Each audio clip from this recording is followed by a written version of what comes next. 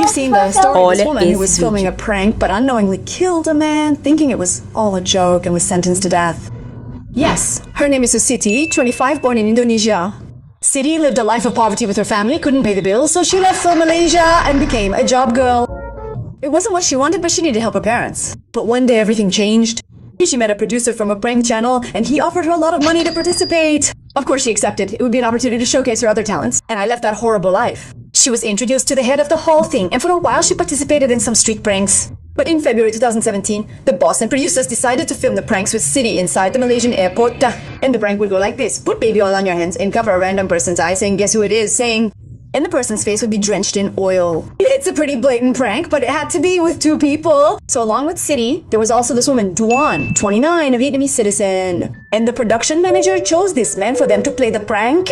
So Siti came up behind him and put her hand in his face saying, guess who it is? And ran off. Then Duan came up behind him, put her hand in his face, and ran off too. The two went to the bathroom to wash their hands. The producer probably asked for it that way, but the man with his face covered in oil complained to security that two crazy women had attacked him from behind and that he was feeling sick.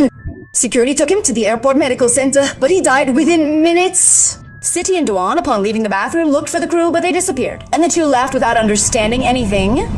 2 days later, they were arrested. Siti thought it was a joke. Wait, it's a prank, right? But unfortunately, no, it was serious. And Siti wondered, what have I done? Well, the man there, they outlived, was none other than Kim Jong-nam, the brother of North Korean dictator King Jong I. To understand this story correctly, Kim Jong-nam was the older brother and would be the future dictator of North Korea. But he had a problem. He loved capitalism, something North Korea hates, at least the dictator. In 2001, King Jong-il, the Korean dictator at the time, and King Jong-nam's father banished him from his family and the country after his arrest in Japan for falsifying his passport while trying to take his son to Disney World. And Kim Jong-nam appointed his youngest son, King Jong I, as the future dictator, a position he assumed in 2011 when his father died. And King Jong I had a mortal hatred of King Jong-nam. And KN went into exile in China and became a critic of the North Korean regime.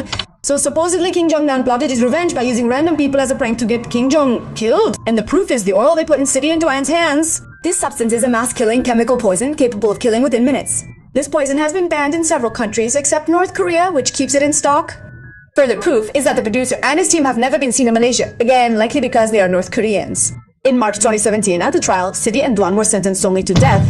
Indonesia almost declared war on Malaysia to defend Siti, and the fight lasted 2 years. And in 2019, Siti was finally acquitted and returned to her country. In contrast, Duan was in prison for an additional 3 years and 4 months. Yes, Vietnam didn't defend her that much. Anyway, and Kim Jong-un continued with that goofy expression as if nothing had happened, saying it was all fake news, but everyone knows it was him.